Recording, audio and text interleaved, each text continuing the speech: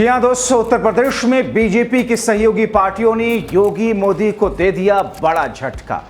योगी शाह के झगड़े में बीजेपी के 2027 में क्या डूब जाएगी लुटिया?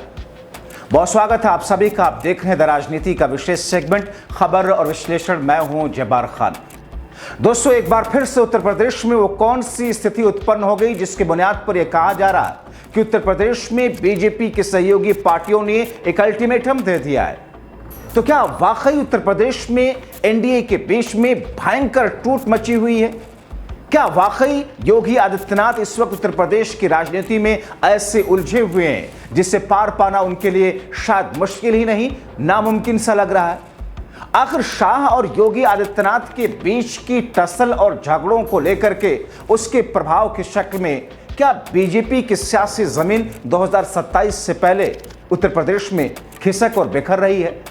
और क्या इसका बड़ा फायदा इंडिया गठबंधन अखिलेश यादव और कांग्रेस को उत्तर प्रदेश के आगामी चुनाव में होने जा रहा है?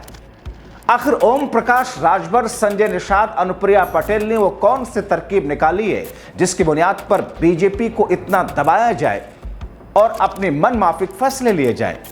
मगर क्या बीजेपी उसे तैयार खुद को कर पाएगी? शायद नहीं। विस्तार से आपको बताते हैं दोस्तों, अंत तक इस वीडियो को जरूर देखें क्योंकि खबर अहम है। खबर देश के सबसे बड़े राज्य उत्तर प्रदेश से जुड़ी है। खबर योगी शाह और उत्तर प्रदेश की राजनीतिक हलचल से जुड़ी है। दोस्तों, उत्तर प्रदेश में भारतीय जनता पार्टी की सरकार 2017 से बनने के बाद में योगी आदित्यनाथ के कमान में प्रदेश है और आप देख रहे हैं क्या क्या चीजें हो रही हैं। एक तरफ जहां पर हार्ड हिंदुत्व की लाइन पर आगे बढ़ते हुए योगी आदित्यनाथ ये मैसेज भी दे रहे हैं कि हमने अल्पसंख्यकों को टाइट कर दिया है, तो दूसरी तरफ इसी बीच में जाने अनजाने तौर पर जो टसल दिल्ली के साथ उनका शुरू हुआ वो अपने चरम पर पहुंचता दिख रहा है। और जाहिर तौर पर जब इतनी बड़ी बहुमत वाली सरकार 2017 में आई और उसके बाद 2022 में दोबारा से आई, मगर उत्तर प्रदेश में 2024 के लोकसभा चुनाव के नतीजों ने जिस अंदाज में बीजेपी को धराशायी किया और वहां से बहुत सी तस्वीरें निकल करके सामने आने लगी। आपने देखा बीते दिनों किस तरीके से अनुप्रिया पटेल की चेतावनी, आशीष पटेल की चुनौती, संजय निषाद की जिस तरीके से हुंकार और ओम प्रकाश राजभर की जो चालाकी और चतुराई अपने ही दल के अंदर एनडीए के भीतर जिस तरीके से बीजेपी को बैकफुट पर करके अपने फायदे को लेने की कोशिश की गई। लेकिन वो तो बीजेपी है, वो तो योगी हैं, वो तो मोदी हैं, वो तो शाह हैं, अपने सहयोगियों के दबाव में आते कहां है? मगर दोस्तों, कुछ ऐसा अब हो रहा है जिसकी बुनियाद पर बिहार वाली स्थिति उत्तर प्रदेश में उत्पन्न हो गई। बिहार में भले ही आपने देखा कि बार बार नीतीश कुमार ये कहते हो कि साहब हम एनडीए में हैं, आगे एनडीए में रहेंगे भी, हम कहीं छोड़ करके नहीं जाने वाले, लेकिन पर्दे के पीछे की कहानी बिहार की राजनीति की बिल्कुल जुदा है। अभी तक उत्तर प्रदेश में ऐसी स्थिति नहीं थी, मगर उत्तर प्रदेश में एक ऐसी स्थिति उत्पन्न हो गई जिसमें संजय निषाद ने अपनी हुंकार भरनी शुरू कर दी है। अनुप्रिया पटेल, आशीष पटेल, ओम प्रकाश राजभर के बारे में आपको बताता हूं कि उन्होंने पर्दे के पीछे से क्या है, क्योंकि कहा यह जा रहा कि नीतीश कुमार का जैसा प्लान बी है, बीजेपी का साथ छोड़ करके वहां पर इंडिया गठबंधन आरजेडी कांग्रेस के साथ जाने का, जिस पर वो लगातार विचार भी करते हैं, पालल प्राण रखते हैं, वैसी स्थिति उत्तर प्रदेश में जो सहयोगी दल है उनके सामने भी आ चुकी है। जयंत हो, अनुप्रिया पटेल हो, ओम प्रकाश राजभर हो, संजय निषाद हो। आपको सबसे पहले मैं संजय निषाद की बात बताता हूं। किस तौर पर संजय निषाद ने भारतीय जनता पार्टी के सामने अपने दल के लिए सीटों का, ज्यादा नंबर वाली सीटों की डिमांड रख करके बीजेपी के सामने एक मुश्किल खड़ी कर दी, एक बड़ी लाइन खींच दी है।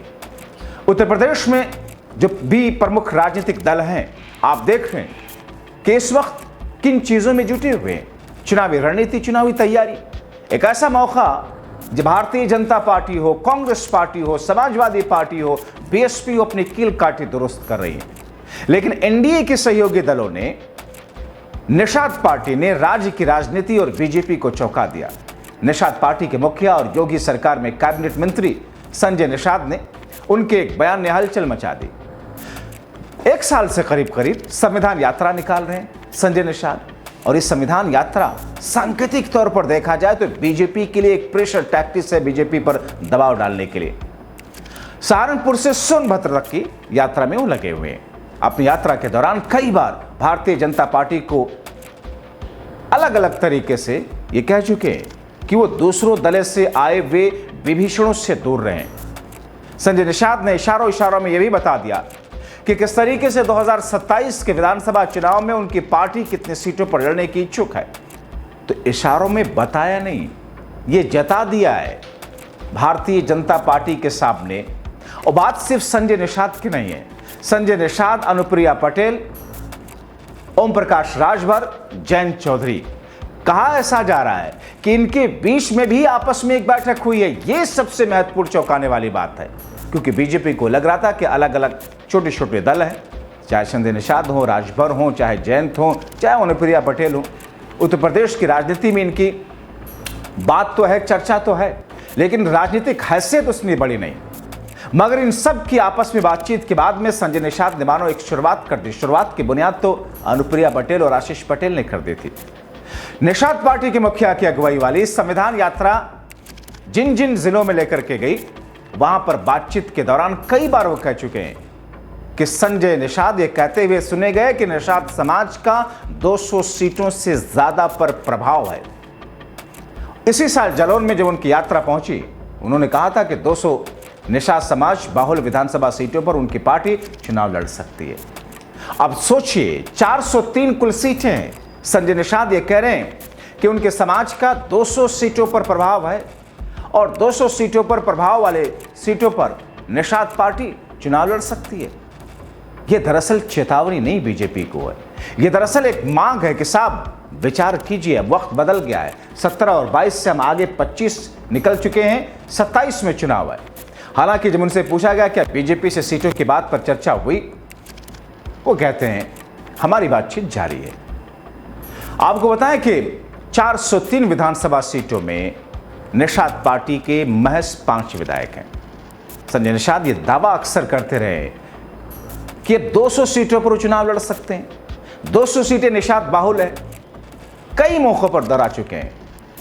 2024 के लोकसभा चुनाव में संजय निषाद ने यह बात बीजेपी के राज्य और शीर्ष नेतृत्व के सामने भी रखी थी।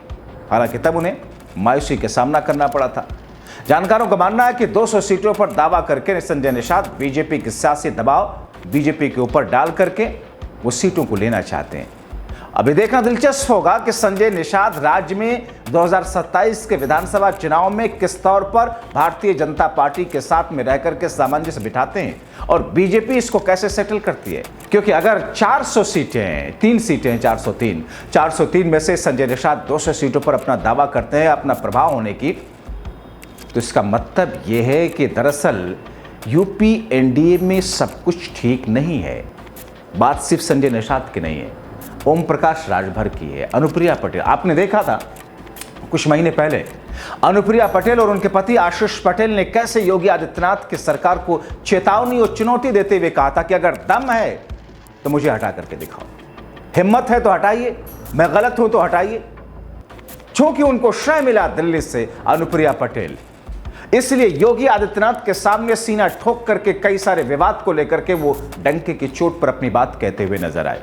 और तभी इस बात को लेकर के चर्चा चल रही थी कि दरअसल उत्तर प्रदेश की राजनीति में दिल्ली से बैठ करके अमित शाह योगी आदित्यनाथ के खिलाफ के गुट को लेकर के एक्टिव हैं, क्योंकि योगी आदित्यनाथ को अमित शाह हटा नहीं पा रहे। उसके पीछे कई सारे कारण बताए जाते हैं, मगर योगी आदित्यनाथ के सामने अमित शाह ने बीजेपी के सहयोगी दलों को ला करके खड़ा कर दिया है। अब जो संजय निषाद ने बातें कही हैं दोस्तों, वो सिर्फ सांकेतिक तौर पर दबाव की बात नहीं है। और इसके कड़ियां जोड़िए, संजय निषाद ने शुरुआत की है, अनुप्रिया पटेल, आशीष पटेल पहले कह चुके हैं, जयंत चौधरी बीते कई मुद्दों पर बीजेपी से असहमति जता चुके हैं, ओम प्रकाश राजभर कई बार खुल करके अपनी बातें कह चुके हैं। और ऐसे में ये वही ओम प्रकाश राजभर हैं जो पहले भी बीजेपी के साथ उत्तर प्रदेश में थे और बाद में पल्ला झाड़ करके समाजवादी पार्टी के साथ चले गए थे 2022 के विधानसभा चुनाव में। ये और बात है, वापस फिर से सत्ता के साथ जुड़ने के लिए बीजेपी के साथ जुड़े, मगर अब सब मिल करके एक प्रेशर टैक्टिक्स की तैयारी कर रहे हैं। अभी तक सब अलग अलग तैयारी कर रहे थे, अलग अलग अपनी बातें कर रहे थे, मगर अब ये कहा जा रहा है कि साहब ओम प्रकाश राजभर, संजय निषाद, जयंत चौधरी, अनुप्रिया पटेल, इनके बीच में भी एक सामंजस्य बन रहा है, इनके बीच में भी एक तरीके की आपस में एक मजबूत वाली कड़ी जुड़ रही है। और ये लोग इंडिविजुअली भले बीजेपी से बात करेंगे, मगर इनकी ताकत का असर इकट्ठा एकजुट होकर के आगे कोई फैसला लेंगे। ये चीजें बीजेपी को सबसे ज्यादा परेशान कर रही हैं। इसीलिए अखिलेश यादव को, कांग्रेस पार्टी को लगता है कि उत्तर प्रदेश में उनके सहयोगी दल एनडीए के जो है एक सरपुटवल की स्थिति पर्दे के पीछे शुरू हुई है।